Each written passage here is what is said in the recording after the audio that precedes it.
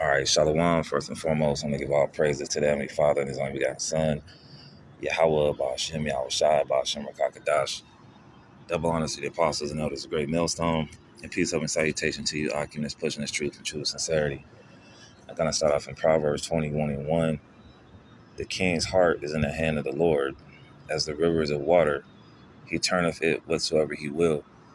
All right, and the Lord has control ultimately in the end when it comes to these, these current events going on in the world. So just another in the news, saw this Zelensky, all right, the president of the Ukraine, warns Putin could cause World War III. Well, ultimately, it's the Lord that's doing this. It's not of any man. All right, the scriptures say in Proverbs 20:24, man's goings is of the Lord. All right, it says President Vladimir Zelensky says world order is at stake in the Ukraine war. If Ukraine falls, what will happen in 10 years? Just think about it. If the Russians reach Poland, what's next? A third world war? Zelensky told Scott Pelley in a 60 Minutes interview that aired Sunday, we're defending the values of the whole world, and these are Ukrainian people who are paying the highest price. We are truly fighting for our freedom. We are dying. We are not fiction. We are not a book. We are fighting for real with a nuclear state that threatens to destroy the world. And just me speaking as a man, we don't have 10 more years here. All right. The time is getting short. It's already September. Before you know it, it'll be 2024. All right. So, hey, Zelensky know what time it is, man. All right. All these world leaders, the Lord is prepping these guys for World War III. All right. Let's get this one right quick in Job. Job 33.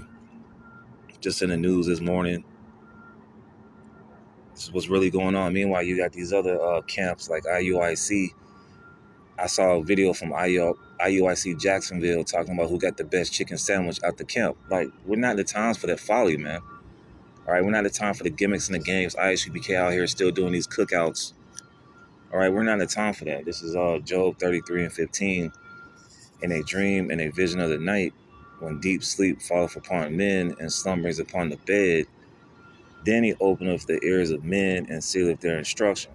All right, so the Lord is putting the instruction on these world leaders. All right, like this week alone, you had President Erdogan of Turkey said we might be falling back on the EU membership bid. All right, for the European Union. All right, that's the Lord putting the spirit on these world leaders, man. And Zelensky, he's right. All right, Russia is a key component in World War III. All right, the Lord is going to put the spirit on Vladimir Putin, aka Master P, to push that button, man. Along with the allies of Babylon, man. Just real quick, let's go to Jeremiah. Let me see, Jeremiah 51:11. It says, "Make bright the arrows." What are the arrows? Those intercontinental ballistic missiles. Gather the shields. The Lord had raised up the spirit of the king of the Medes.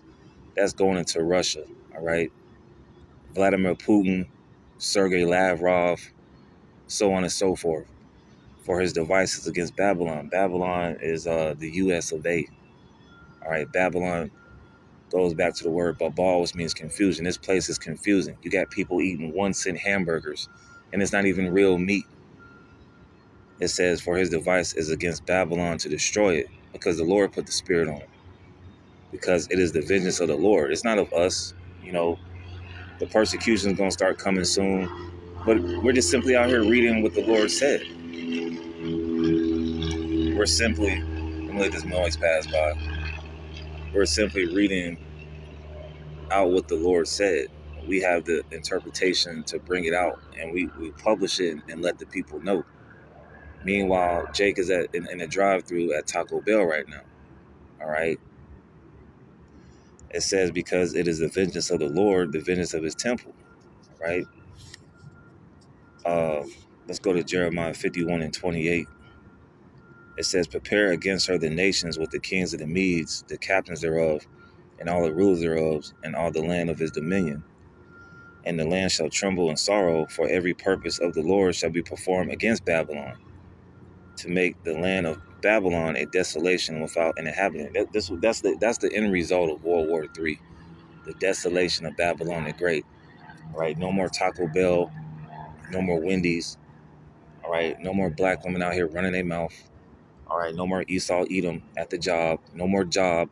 All right, no more Miami, no more Chicago, no more Los Angeles, no more Atlanta, Georgia, the Wadi Halbashim El Shai. No more of this, no more American Pie, no more New York Yankees and Braves games, man. All right, this place is going to be a desolation. It's going to be inhabited by desert creatures. It's not going to be any more sea to shining sea anymore, man. Right? That's what the scriptures say. So I got a couple more. Let's go to just real quick, Isaiah chapter 9 and verse 5. It says, for every battle of the warrior is with confused noise. All right, that ancient style of warfare. All right, that ancient style of warfare, swords, shields and bucklers. It says, in garments rolled in blood, but this shall be with burning and fuel of fire, these intercontinental ballistic missiles. And if you've seen last week, Kim Jong-un went to Russia, and it was a part of the trip that Kim Jong-un went when he went there. He wanted to see what Russia was working with. He wanted to go see the artillery, man. All right, and the Lord is putting a spirit on these world leaders, Kim Jong-un, Master P, aka Vladimir Putin. All right, the president of China, Xi Jinping. All these world leaders are against the West, man. All right, it's no coincidence. It's all the workings of the Heavenly Father, man. All right, but you are the heathens, man. You're sadly mistaken. He's just using you. All right, you're just pieces on the chessboard, and the Lord's name is Yahweh, and the Son's name is Yahweh Shai. They're using you. They're working you. Just how the Lord is using us to do this work. All right, He's using these world leaders to perform His will, because ultimately this is the Lord's will, man. All right, this is let's see, Daniel 7 and 18. It says, but the saints are Yashar Allah, all right, Israel. But the saints of the Most High shall take the kingdom and possess the kingdom forever, even forever and ever. All right, we're not going to use any treaties or paperwork saying we declare this, we declare the kingdom of heaven. No, the saints under Yahweh Shai are going to take the kingdom, man. All right, forever and ever. It's not going to be any more heathen ruling. This is the last of the heathen. Esau Edom is the basis of men. This is the last of the heathen as far as rulership is concerned. So, hey, we're in that time. All right, one more. All right, but before World War III and all these nations gearing up, you're going to see the implementation of the RFID chip. All right, all this digital stuff that's going on. You're not going to need a passport anymore. People are going to use their hands to get their to buy and sell. All right, like it says in Revelation 13 and 16. All right, so before World War III comes to pass, you're going to see the implementation of the RFID chip. So this is Revelation 11 and 14. The second war was passed. All right, World War I, World War II. Everybody remembers World War II, Hitler, Mussolini, all right, Pearl Harbor, so on and so forth. But this third World War is coming. It's damn near already here. You got these little proxy wars going on, the war in Ukraine.